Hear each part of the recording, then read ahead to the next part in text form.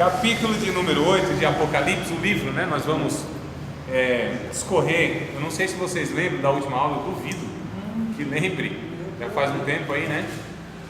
Mas nós falamos até o capítulo de número 7 e nós fomos falando aí praticamente versículo por versículo, até o capítulo 7. Não foi isso? Até o 6 não, nós falamos do 7 sim. Falamos do 7, eu falei inclusive do verso 1 ao verso 8, que diz respeito a cristãos, né? São mártires, cristãos judeus, tá certo? Esses 144 mil diz respeito, né?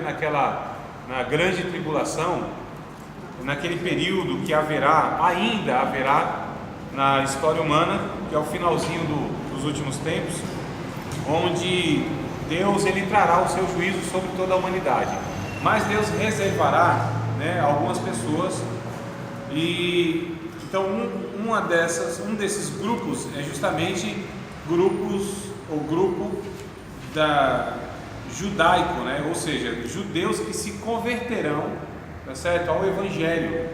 Então não é que todos os judeus se converterão ao Evangelho, mas alguns judeus de fato eles reconhecerão a mensagem do Evangelho e serão mortos inclusive por isso. Do verso 9 em diante, aqui são mártires, só que mártires cristãos, gentios, ou seja, que não são judeus, né?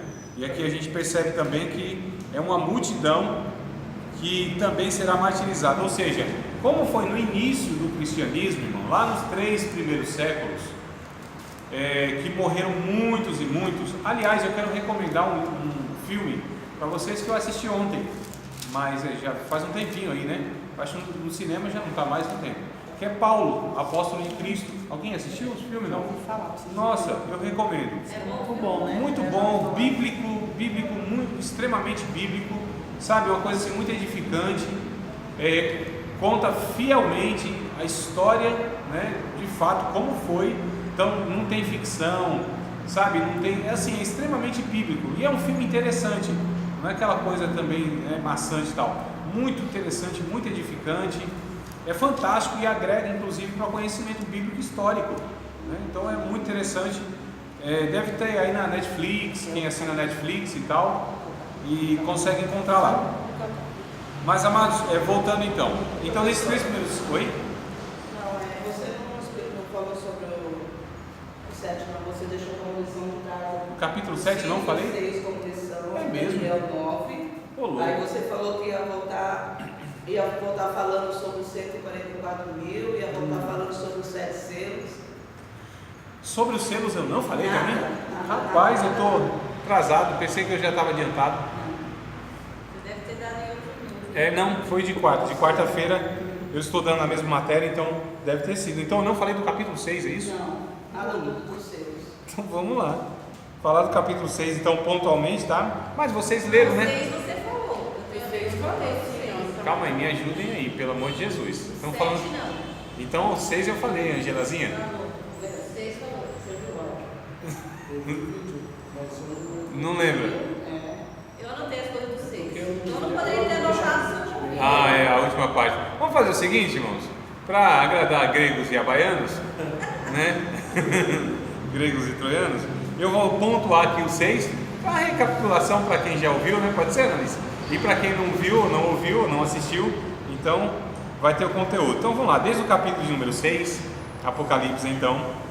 O capítulo de número 6 diz respeito ao início da grande tribulação, que será o período onde começará então, né, aí o juízo de Deus. Porém os selos, trombetas, rapaz, eu mostrei para vocês uma figura. Sim. A trombeta, eu estou lembrando agora, lembra?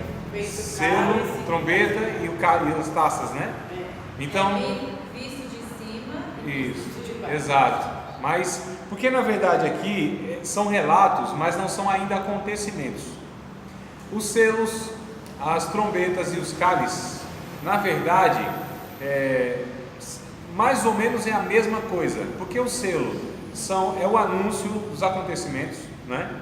As trombetas são as realizações do juízo de Deus de uma forma parcial, e as taças é a execução de uma forma generalizada do juízo de Deus e mais intensa.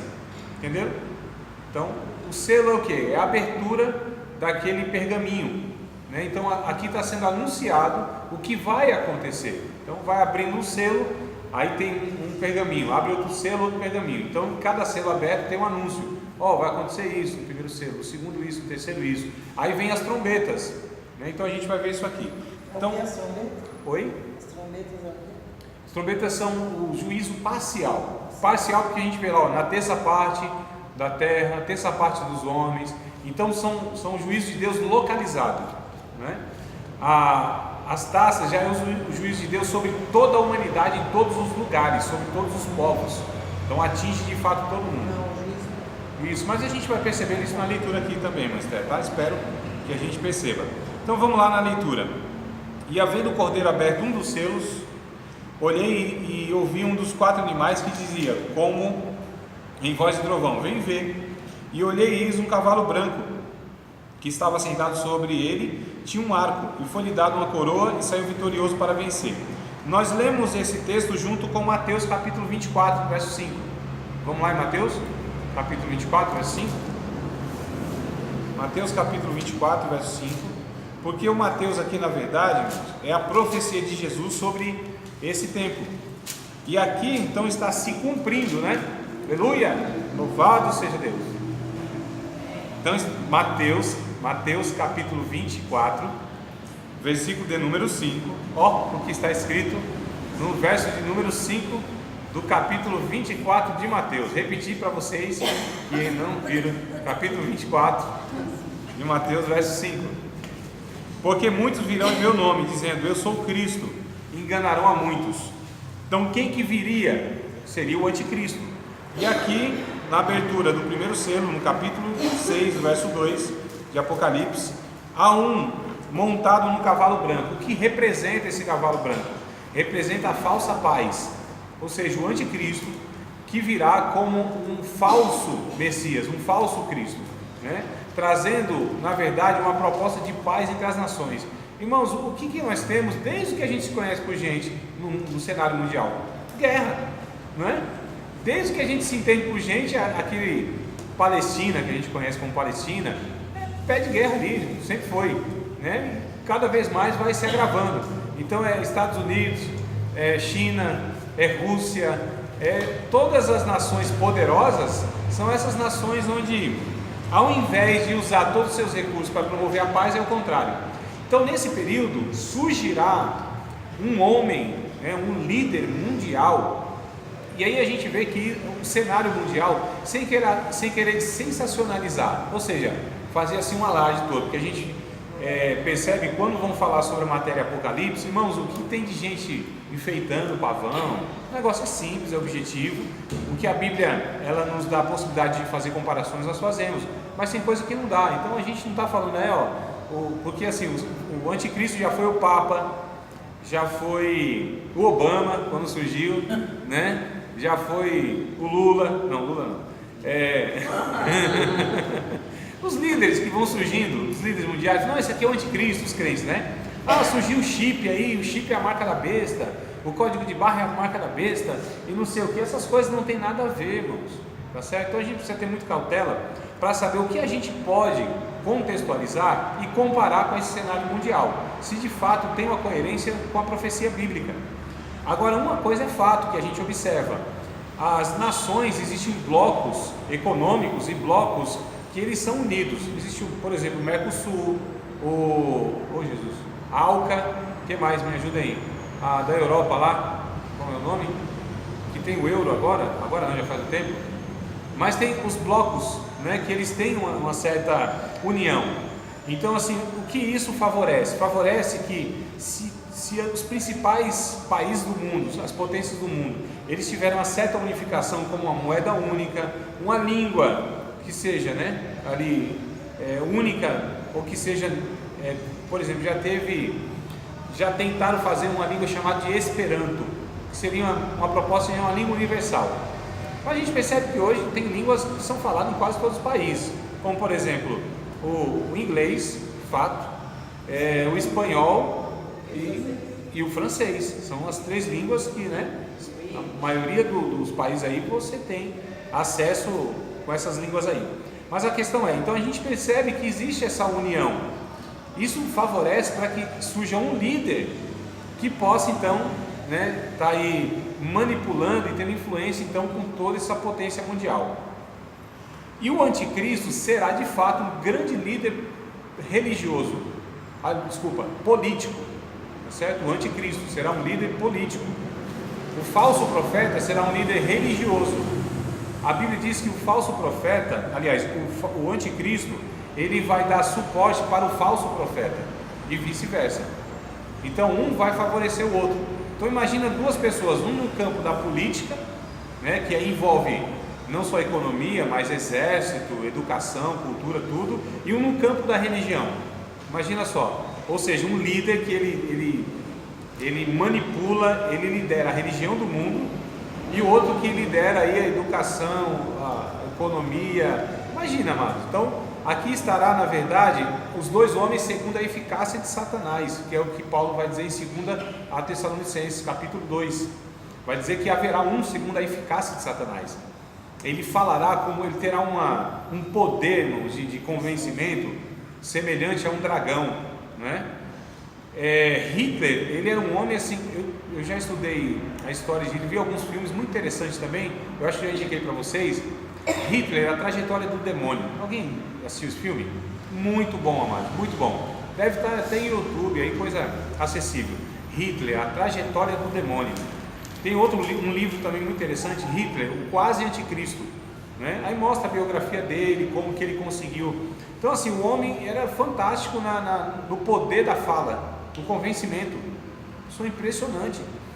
Então o anticristo será essa pessoa, segundo a Bíblia, que falará de uma maneira que terá autoridade sobre todas as pessoas. Olha só, convencerá. No capítulo 13 de Apocalipse fala das duas bestas, né? Uma que surge Da terra e outro do mar. A da terra seria de Ismael. Isso. A de Ismael seria esse político, esse líder religioso. Falso profeta. E vai levar o povo a adorar o político. Isso. Que seria a besta do mar. Na verdade não é nem que adora o político, ele adora mesmo uma imagem da besta, né?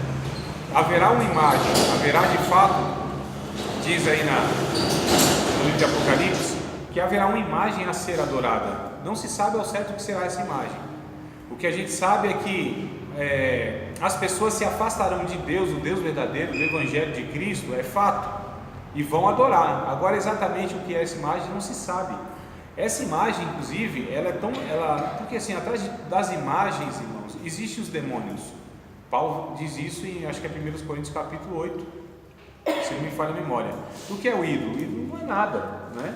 Mas de fato, existe uma influência demoníaca atrás de toda a idolatria. Então haverá, como a gente já percebe, a nova era é uma religião que ela não é tão percebida, porque não é uma religião que tem um templo, que tem lá um livro. A nova era, ela entra mais no campo do misticismo, né? Então é aquela questão que vai lidar mais com extraterrestre, com seres espirituais, duende, é uma coisa que para a gente é absurda, mas é o misticismo que está no mundo, irmãos. Tem pessoas que acreditam em duende, extraterrestre, e um negócio sério mesmo, elas falam de uma forma séria. Então essa questão do misticismo, né? Então a nova era trabalha muito com símbolos, né? O Paulo Coelho talvez seja um dos ou o maior propagador da nova era. Chama ele de bruxo, né? O bruxo, o mago da nova era, né? Aquele lá, para quem não sabe, é o que fez a parceria com o Raul Seixas e fez aquelas músicas famosas e tal. Mas ele é conhecido em todo o mundo, mano. Vocês vão em cidadezinha, assim, nos confins do mundo, lá conhecem Paulo Coelho. É um negócio impressionante. Não conhece Jesus, né? Não conhece Jesus, nem Coca-Cola. Essa não, né? A gente fala assim, nossa, que lugar que não conhece a Coca-Cola e tal. Nem Jesus, nem Coca-Cola, mas Paulo Coelho é uma pessoa conhecida pelos seus escritos, pelos seus livros. Então ele deve ter aí seus, talvez 50, 60 livros escritos. É um negócio assim, absurdo, a erudição dessa pessoa e tal. Mas a questão então haverá uma religião também que vai eu ia falar conjuminar, né? Uma palavra estranha, eu usava isso aí na época que eu não era crente para outra coisa, como era que foi que veio na mente. Conjuminar, né? Harmonizar. Conjumina, aqui eu usava isso aí para outra coisa, deixa eu falar, né? Não, nem vou falar o que não é coisa boa não. Mas tem um conjumínio aí. Então, haverá uma religião única, haverá essa questão de uma pessoa que liderará de fato. E aí a gente percebe que aqui esse cavalo, o cavaleiro ou o cavalo branco, representa essa falsa paz, que é esse falso, esse anticristo, né, junto com o falso profeta, trazendo uma mensagem de paz. Aí ele fará, irmãos, ele fará essa paz entre as nações. Olha o poder que esse homem tem, diplomata, né? Ele fará com que esses adversários eles se convirjam e tenham paz. Então haverá uma falsa paz durante 3 anos e meio, é o que diz Daniel capítulo número 9, acho que é verso 24, por aí, né? Vai dizer que na metade da semana, ou seja, na metade dos 3 anos, dos 7 anos, 3 anos e meio, ele quebra então o pacto de aliança com Israel, e aí persegue o povo judeu, e aí o povo judeu se dispersa, né, para todos os cantos aí. É interessante aqui, amados, quando a gente lê Mateus capítulo de número 25, verso de número 31, se não me falha a memória, a partir do 31 até o 46, alguns dizem que esse texto diz respeito à entrada do milênio, né? Quando o Senhor assenta no seu trono e vai separar os bodes das ovelhas. Então, falar para os bodes, né? Apartai-vos e tal, aquela coisa toda, condenação, fogo eterno e tudo mais. Mas as ovelhas falam: vinde bendito meu Pai, para a terra que vos está preparada antes da fundação do mundo.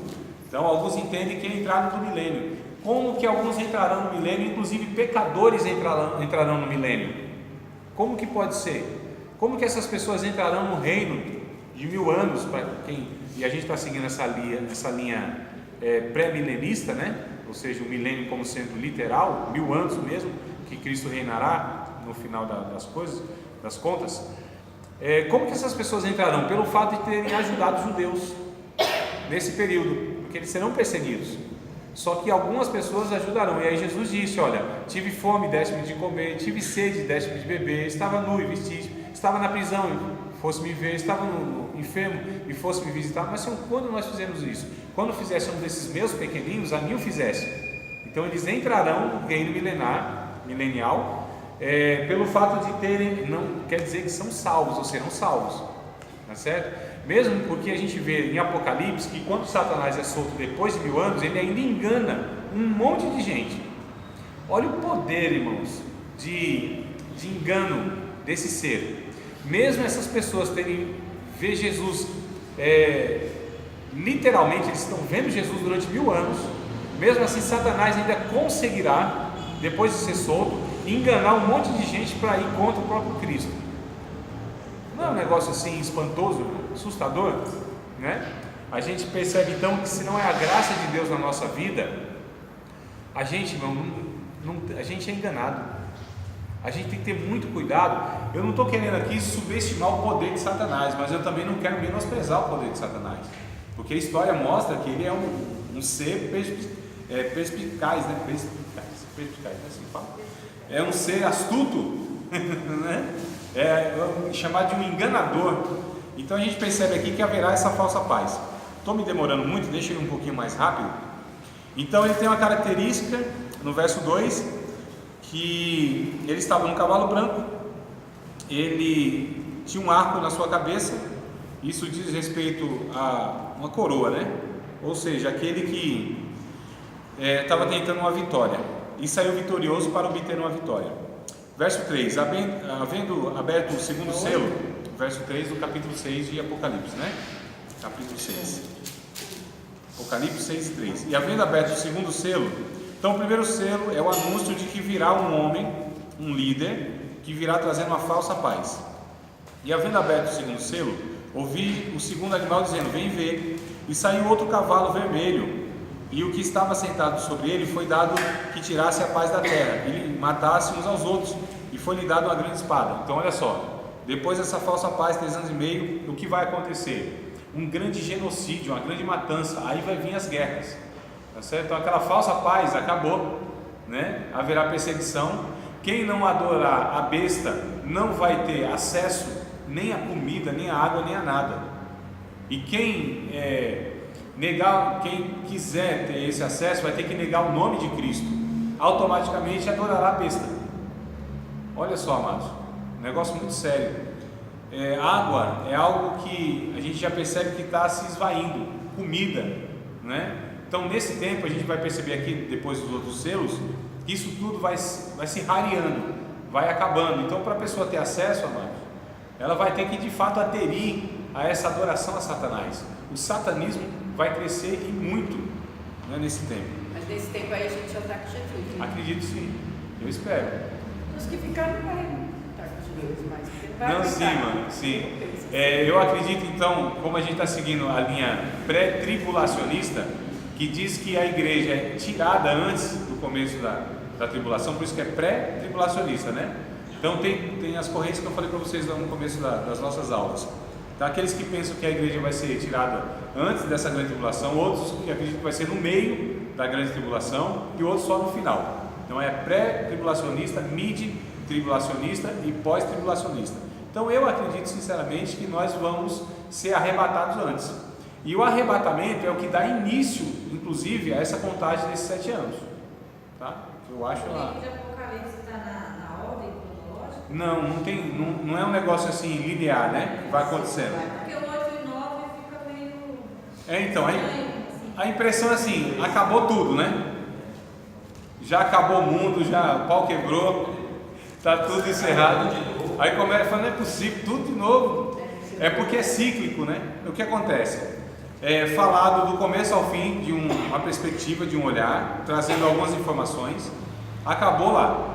Aí vem trazendo de outra maneira, com outras informações, outros detalhes, aí vai de novo. É a questão dos selos, das trombetas e das taças, vista do céu, vista da terra.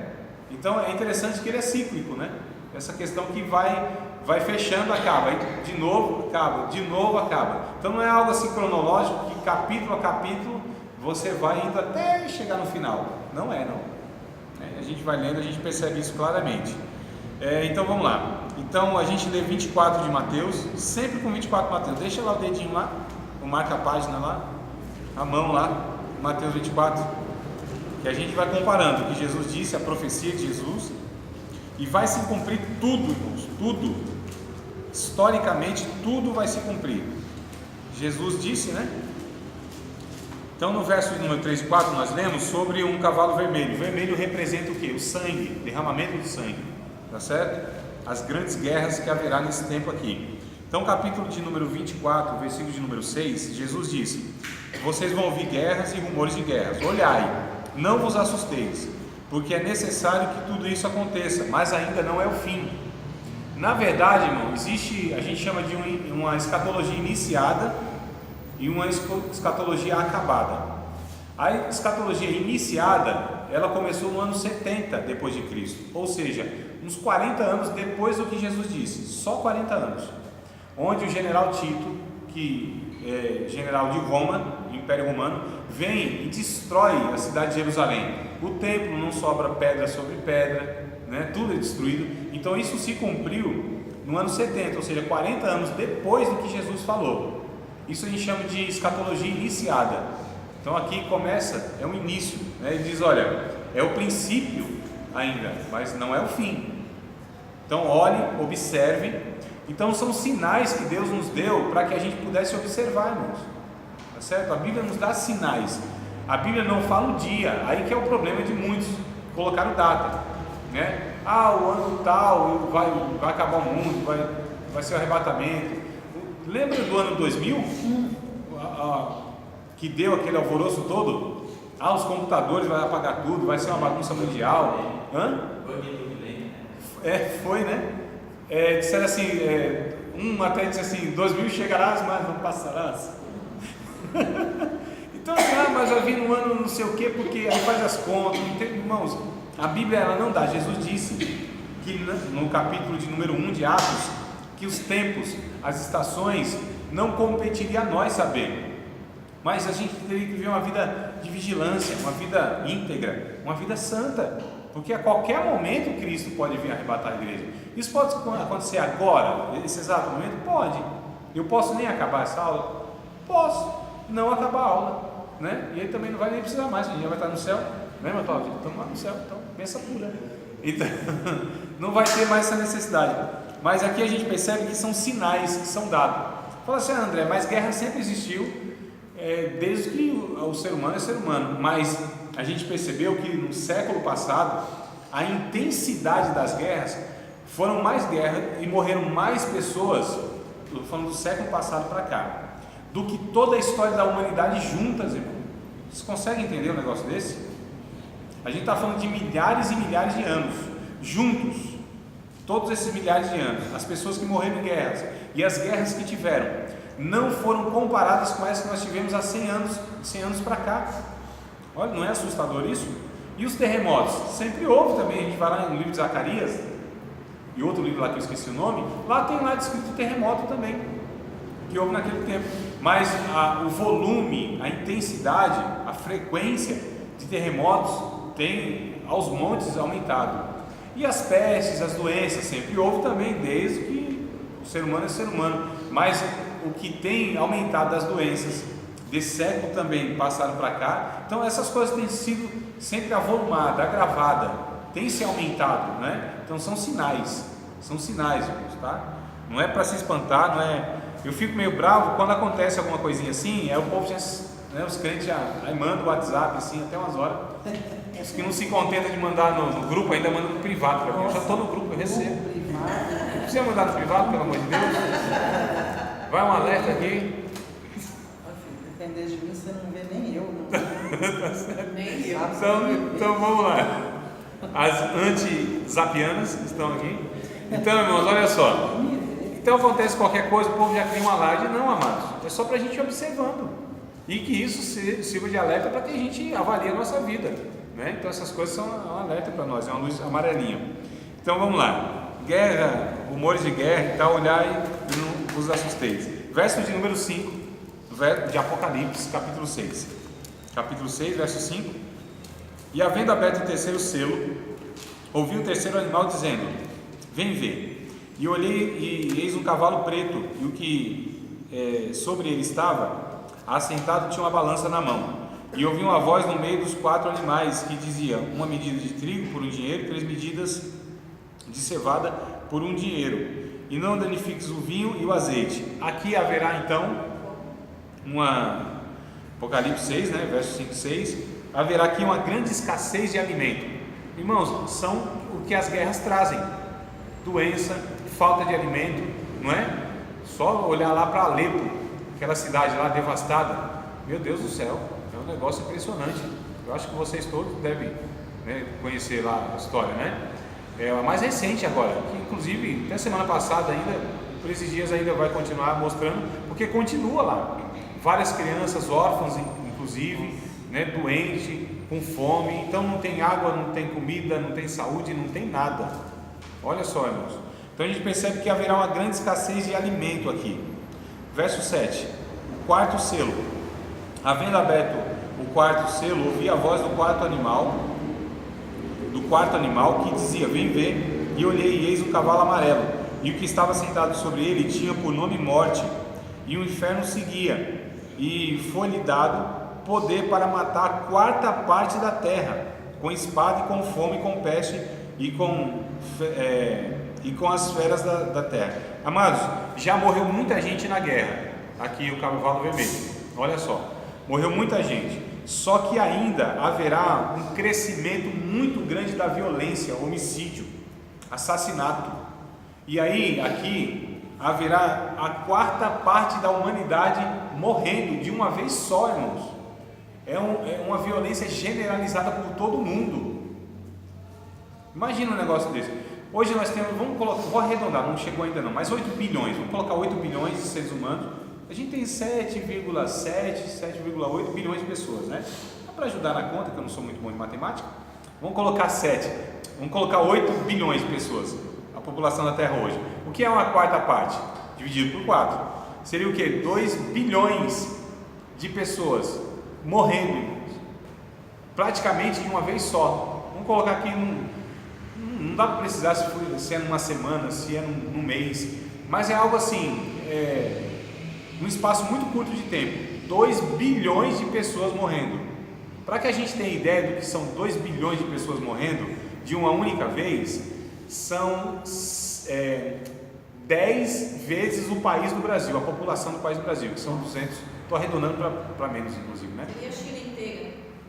A China, duas China então. 2 bilhões na China, não é? Não chega não, é 1,3 bilhão mais ou menos, Análise. 1 bilhão. Já está aí? É que o povo lá é violento, né? Lá é pior que o nordestino, né? Faz filho mesmo até umas horas. Tem nem como enterrar um povo desse, né? Não tem. Os figuras vão viver. E aí é que o texto diz de Mateus, que as aves do céu, os urubus, eles vão de fato se juntar. É carnificina, irmão, é genocídio, é muita gente morrendo. Depois da guerra, que já morreu muita gente, agora aqui há uma morte generalizada. Aqui há ações demoníacas por todo mundo. Olha que coisa terrível. Ações demoníacas por todo mundo, onde de fato pessoas serão influenciadas por Satanás a matar a torta e a direita. Muitos roubando mesmo, outros briga mesmo. Quando eu estava vendo de ontem para hoje aí, quantas pessoas estão morrendo, irmãos. No Brasil é um negócio assustador, né? Assustador. Nossa, o Ceará lá, parece que é o Ceará, que é o lugar mais violento. É muita gente, mas muita gente. E escala mundial, então, meu Deus do céu. Eu falei sobre suicídio esses dias aí. Anual é quase 1 milhão de pessoas tirando a própria vida, se suicidando. Eu não estou falando de pessoas que morrem em aborto, de pessoas que morrem enfermas, de pessoas que morrem de outras formas. Estou me falando isso, então, é muita gente. Aquele relógio mundial que eu já tentei mostrar para vocês em outra ocasião, lembram lá? Então, assim, enquanto a gente tem aula aqui, de 2 horas aproximadamente, agora não vou saber não, me fugiu da mente. Mas assim, muita gente morrendo a cada segundo, a cada milésimo de segundo, irmãos. As aulas que a gente tem aqui, 2 horas, são milhares e milhares de pessoas que morreram. Mundial, os que nascem são mais, é por isso que cresce a população. Mas o que morre é muita gente. A pergunta é: essas pessoas que estão morrendo, estão indo para a eternidade? Qual eternidade elas estão indo? Percebe a urgência que a gente tem de pregar o Evangelho, de compartilhar a salvação? E a gente experimenta isso diariamente. Nossos amigos, parentes, conhecidos, vizinhos, morrendo à torta e à direita aí. Ainda mais a gente que vive nessa zona violenta aqui, que é a Zona Leste, né? Para não falar da Zona Sul, que é pior ainda, Capão Redondo, Campo Limpo e tal. Diga, irmão. Como que eu posso falar? Querer explicar o que querem explicar. Vamos por aí, né? 8 milhões de pessoas. Como que será assim? Vai ser mais vão para o céu ou mais vão para o inferno? Ninguém sabe isso aí, não. Não tem como saber. Não, mas assim, mas se for pela lógica de todos o estudo, é fato. Pouca gente. É fato. Não, se vamos pela realidade, biblicamente. Não, é fato que a humanidade, muito mais perdidos, né, terão na história humana do que salvos. É fato. Isso é fato. É por isso que a gente tem que ter esse esforço, irmãos, evangelístico, missionário. A igreja está dormindo nisso. É indolente, é omissa, é negligente, é covarde, não faz a sua parte, né? Então a gente precisa prestar muita atenção nesse detalhe. Mas aqui o que me assusta é justamente isso. Nesse período vai crescer muito mais. Se o negócio está ruim hoje, aqui, irmãos, nossa, vai ser uma coisa absurda, muito mais preocupante. Então esse cavalo amarelo diz respeito à morte, né? Verso de número 9: o 5º selo é aberto, e havendo aberto o 5º selo, vi debaixo do altar as almas dos que foram mortos por amor do testemunho que deram. Então, entre esses mortos, entre essa multidão aí, bilhões e bilhões de pessoas, estarão os servos de Deus, né? E clamavam com grande voz, dizendo: até quando, ó verdadeiro e santo dominador, não julgas e vingas nosso sangue os que habitam sobre a terra? Então aqui, irmãos, é um clamor daqueles que morreram nesse período e estão pedindo para que Deus venha e traga o juízo logo para esse mundo decaído e para essa situação que está. Só que aqui ainda não é o juízo de Deus. O que Deus está fazendo aqui, irmãos? Ele só está deixando de refrear um pouquinho a maldade humana.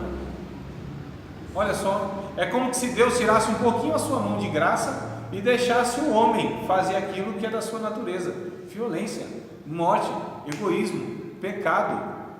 Então é só Deus tirar um pouquinho da sua graça, da sua presença preservadora da humanidade. Porque se não fosse a graça de Deus, nós seres humanos já tínhamos nos destruído, irmãos, autodestruído, matado uns aos outros, e o último que ficasse se matava. É fato, né? Irmãos, imaginem, será que alguém, como passou hoje, entre ontem e hoje passou, como foi essas estatísticas de morte, né? Então, inevitavelmente, segurança e tal, segurança pública, mostrou a Alcaçuz. Lembra da Alcaçuz? A penitenciária lá? Então, alguém assistiu o jornal hoje? Não. Mas sabe dessa matéria? Viu? Lembra da imagem? Mais ou menos, um monte de detento, os caras se matando, né? Facção rival lá. Então imagina aquela cena, ou milhares e milhares de pessoas assim se matando. Os camaradas violentos, sangue ruim. Irmão, ladrão não tem misericórdia, ladrão não tem compaixão, né? Às vezes pergunto assim, como que pode fazer isso? Irmão, como que pode? O ladrão não quer saber se é mãe, se é filho, se é idoso, se tem dinheiro, se é o dinheiro da aposentadoria. Não quer saber, é ladrão é da sua natureza, né? Então, assassino não tem piedade, é assassino, o cara mata. Então é a natureza. Imagina só então esses homens com essa natureza aflorada, Deus tirando a sua graça. Essas pessoas vão fazer coisas assim absurdas, horríveis, né? Como a gente vê pontualmente, isso vai ser generalizado em toda a humanidade, amados. O negócio vai ser... André, eu estava lembrando aqui, surgiu muitas imagens, né, vídeos, eles matando as pessoas dentro das cadeias, eram todos órgãos, tirando Exato. né? A maldade humana, amados, nesta época, a maldade humana, ela vai se apresentar como o ápice, o topo, certo? A maldade máxima do homem, como é mesmo, como em toda a história se mostrou. Mas Deus está refreando isso, a graça, os servos de Deus, a intercessão dos crentes, a ação do Espírito Santo, isso, tudo isso refreia um pouco a maldade humana. Amados, sabe por que o mundo não está pior? Porque a igreja de Cristo ainda refreia isso aqui, pela intercessão, né? Amados, a nossa intercessão, ela de fato dá livramento a pessoas. A nossa oração impede que demônios ajam. Isso é um fato. A pregação do Evangelho refreia a ação do inferno, tá certo? A presença de um cristão em um ambiente faz com que demônios não ajam naquele local. Isso é fato, amado. Nós somos luz. A gente precisa tomar posse dessa verdade, dessa autoridade que Deus nos deu. A Bíblia diz que nós entraremos no inferno e o inferno não poderia nos impedir. As portas do inferno não podem resistir à ação poderosa da igreja na graça do Espírito Santo. Um crente pode entrar no meio de uma biqueira com autoridade e repreender demônios ali, tá certo? Um servo de Deus pode repreender a morte, ressuscitar pessoas, curar gente que está à beira da morte, sem salvação principalmente. Isso é crente, não sei nem se é vantagem. Estou brincando, né, irmão? Estou brincando. Claro que quando é um ente querido nosso, a gente jamais quer que pague.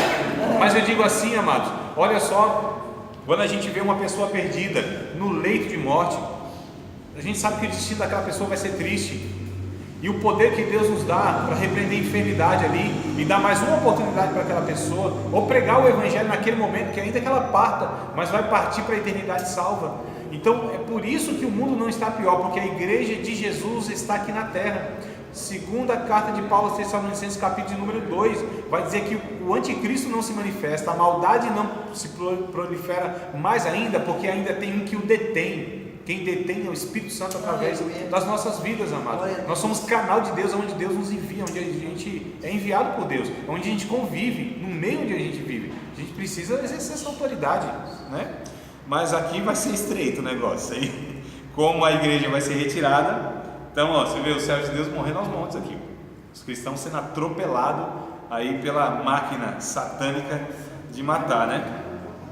Então a gente percebe aqui no verso de número 11 que esses mártires no céu que morreram nesse período é dado um consolo para eles no céu. Ele diz assim, ó: e a cada um foi dado uma comprida veste branca, foi-lhe dito que repousasse ainda um pouco de tempo, até que também se completasse o número dos seus conservos, seus irmãos, que haviam de ser mortos como eles foram. Então, ainda depois disso, haverá mais e mais cristãos a serem mortos ainda. A história só está começando aqui, irmão. Ó, só está começando, né? E verso 12. Não, nossa, vai ter muito mais, irmão. Segura na cadeira. Segura na cadeira aí que, ó, verso 12 vai dizer o seguinte: e havendo aberto o sexto selo, olhei, e eis aqui um grande tremor de terra. Então, um grande terremoto mundial. O sol tornou-se negro como um saco de silício, e a lua tornou-se como sangue. A escuridão na terra, um grande terremoto, e através disso muitas pessoas vão morrer. Isso aqui é só um anúncio, né? A gente vai ver mais para frente lá. As estrelas do céu caíram sobre a terra, quando a figueira lança de si os seus figos verdes, abalada por um vento forte. E o céu retirou-se como um livro que se enrola, e todos os montes e ilhas foram removidos do seu lugar. E os reis da terra, e os grandes, e os ricos, e os tribunos, e os poderosos, todo servo, todo livre, se esconderam nas cavernas, nas rochas das montanhas. Amado, nesse tempo não vai ter rico, não vai ter poderoso, não vai ter intelectual, pode ter dinheiro, pode ter arma, pode ter o que for. Quero ver, todos vão fugir com medo da ira de Deus, né? Então esses poderosos, esses que acham que pode, que manda e desmanda, não, vão correr igual, não vou nem dizer. Verso 16: e diziam aos montes e aos rochedos: caí sobre nós e escondei-nos no rosto daquele que está sentado sobre o trono e da ira do Cordeiro. Eu estou lembrando agora de um texto bíblico, porque Jesus disse assim, ó: vocês não devem temer a homem nenhum não, porque o que o homem pode fazer é matar o corpo, nada mais. Eu vou mostrar para vocês a quem vocês devem temer. Aquele que além de matar o corpo ainda tem o poder de pegar a alma e lançar no inferno, a esse temei. Então, irmãos, aqui nesse tempo Deus se mostrará como o juiz da terra, tá certo? Derramará a sua ira sobre a humanidade, pagará justamente, com justa retribuição, a maldade do homem contra ele, a ofensa que fizeram a um Deus santo e misericordioso, e que inclusive está estendendo a sua misericórdia, e que nessa ira de Deus ainda, a misericórdia ela é vista, porque Deus não está acabando com tudo aqui, Deus está ainda dando oportunidade, e a gente vai ver o resultado ainda de Deus exercer a sua misericórdia, se essas pessoas, elas vão ou não vão. A gente vai ver isso aqui daqui a pouco. Então vamos lá, amados. Verso número 17, né? Porque é vindo o grande dia da sua ira, e quem poderá subsistir? É uma pergunta. Então o dia da ira de Deus está vindo, está chegando. Não veio ainda, está chegando, irmão. Isso aqui é só uma pitada. Capítulo de número 7 eu vou resumir, tá? Então do verso 1 até o verso de número 8 são os cristãos judeus que vão morrer também nessa grande perseguição. No verso de número 4, há aqui um grupo de pessoas que eles são assinalados, né? Ele tem um sinal na testa, Deus vai marcar essas pessoas, são 144 mil, não se sabe se isso é literal, se de fato são 144 mil pessoas. Aqui há uma totalidade de um povo judeu, uma totalidade assim que Deus reserva. Essa marca é uma marca semelhante à de Caim. Lembra a marca de Caim? Que Deus colocou a marca nele? Qual foi essa marca? Ninguém sabe. E é uma marca espiritual. Então o que é a marca? Primeiro que não é para o nosso tempo. Então não diz respeito a gente. A semelhança do 666 não é para o nosso tempo. Então é indecifrável. Não é algo que diz respeito a nós, irmãos. Então não tem que descobrir o que é o 666 que não é para nós, de fato. Então é algo que a Bíblia não autoriza a gente a fazer nem conjectura. Não tem. É só uma revelação no sentido, uma amostragem que haverá essa realidade. Mas o que será? A Bíblia se cala. Onde a Bíblia se cala, a gente também se cala. Simples assim, né?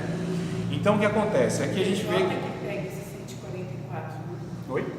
A PJ que fala desses que serão pessoas, só esses 144 mil que irão para o céu e tal, que já foram na contagem deles, né? Então todo mundo que vem sendo testemunho de Jeová já está em desvantagem, que não vai para o céu. É sério. Então não é vantagem, tá vendo? Mas aqui em Apocalipse são pessoas que são judeus?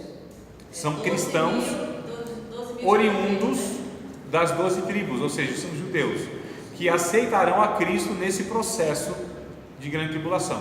Então, se for para Jeová nessa concepção de judeu, já era mais, né? E eles também, né? Isso nem eles, nem nós, nem ninguém.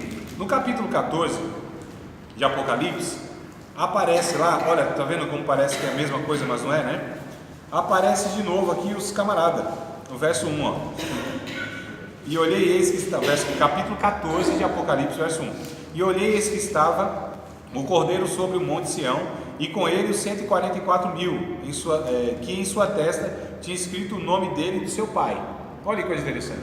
Então já vai falando que essa marca, né? Mas não é literal isso. O nome de Cristo e o nome do seu pai. Lá nas cartas do Apocalipse, nas 7 cartas lá, diz que haverá também um novo nome que a gente vai receber no céu. Eu brinco, né? Você André? Eu falo, por enquanto sou. No céu vai mudar, mas não é isso literal, irmãos. Quando a gente pega essa ideia de mudar nome, aqui é a história mudada. Lembra de Jacó? Jacó para Israel? Quem mais aí? Tem um bocado de gente aí que mudou também. Abraão, Sara. Então o que é mudado ali? O nome é mudado porque é mudado a circunstância, a história, né? Então é mudado nesse sentido. Não é que literalmente um novo nome, meu nome não vai ser André, vai ser outro nome. Não quer dizer isso literalmente, mas a história é outra realidade, né? E aqui haverá também então esses 144 mil. Vamos continuar aqui no verso 2 para saber mais ou menos as características desses judeus cristãos, desses 144 mil. E ouvi uma voz do céu como a voz de muitas águas, como a voz de um grande trovão, e uma voz de harpista que tocavam com a sua harpa e cantavam um novo cântico, ou cantavam como um cântico novo diante do trono, diante dos 4 animais e dos anciãos, e ninguém podia aprender aquele cântico, senão os 144 mil que foram comprados da terra. Esses são os que não se contaminaram com mulheres, possivelmente pessoas virgens, consagrados a Deus, porque são virgens. Esses são os que seguem o Cordeiro para onde quer que vai. Esses são os que dentre os homens foram comprados como primícias para Deus e para o Cordeiro, e na sua boca não se achou engano, porque são irrepreensíveis diante do trono de Deus. Então alguns dizem que esses 144 mil é o mesmo, tá? No capítulo 7 e capítulo 14, não são 2 grupos não, é o mesmo. Alguns dizem que são pessoas consagradas mesmo a Deus, gente piedosa, como monges, né? Mais ou menos nesse sentido aí. Alguns dizem que talvez não possa ser literal, virgens, talvez seja uma não contaminação com a religião satânica pagã, mas o texto parece que diz, né, que são homens que não tiveram relações com mulheres, ou seja, gente consagrada, eunucos, aqueles eunucos, aquelas pessoas que dedicavam a sua vida mesmo para o serviço de Deus. Então essas pessoas serão cristãos judeus que se converterão, tá certo, amados? Vamos voltar lá para outro grupo. Então haverá outro grupo ainda. Isso aqui é no período da grande tribulação, né? Lá nesse período aí, nessa segunda metade. Já passou mais na metade? Não, 3 anos e meio é a falsa paz, amados. A gente precisa ler Daniel capítulo 9, porque vai falar disso. Eu expliquei isso para vocês nas primeiras aulas, lembra? É muita informação, Mas depois vocês leiam então, capítulo 9 de Daniel, né? Verso, acho que é de 24 a 27, para vocês entenderem, tá? Então, na metade da grande tribulação, ou seja, 3 anos e meio, de falsa paz, depois o anticristo se revela, reivindica a adoração a si, e aí o judeu não vai adorar jamais nenhum homem, amados. O cativeiro babilônico, em 586, curou o judeu da idolatria, tá certo? Então, nenhum judeu a partir daquele momento não adora imagem, nem muito menos homem nenhum. Você não vai ver um judeu se curvando jamais a nenhuma imagem. Então, quando esse homem reivindicar para si a adoração, o anticristo, os judeus falam: não, nós adoramos só Yahvé. Então vai começar a perseguição, tá certo? Então esses vão morrer aos montes, principalmente o judeu, né? Então aqui há judeus cristãos, eles vão ser mortos.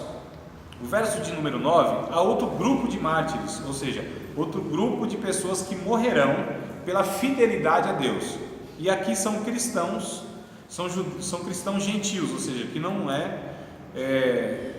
de origem judaica. Verso 9: depois dessas coisas, olhei, eis aqui uma multidão, a qual ninguém podia contar, todas as nações e tribos e povos e línguas que estavam diante do trono e perante o Cordeiro, trajando vestes brancas e com palmas nas suas mãos, símbolo de vitória, né?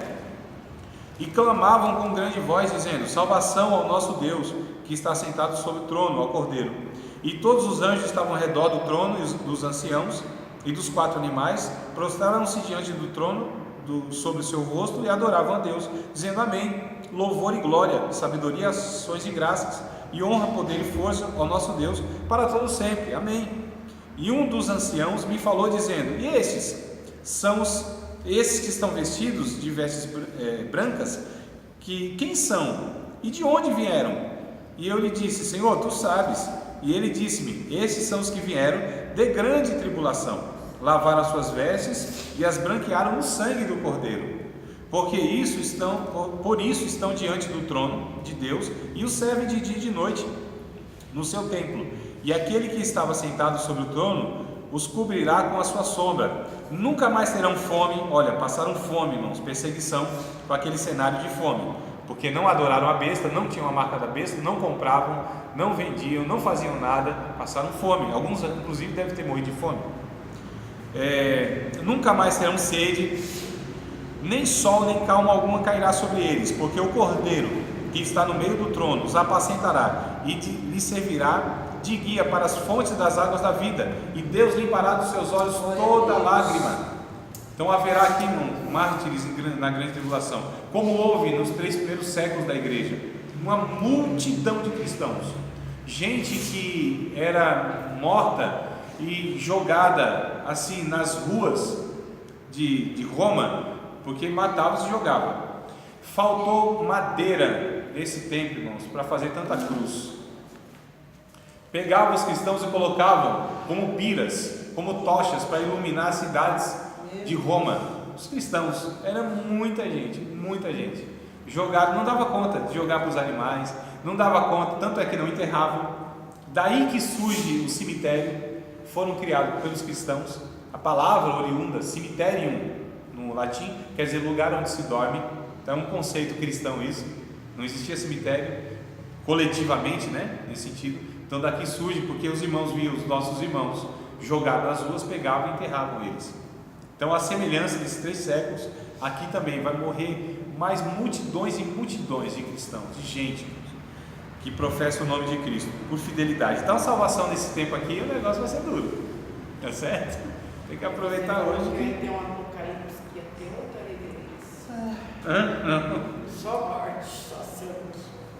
O negócio não vai ser fácil não. Bom, depois dos comerciais, o discurso está duro, está solene.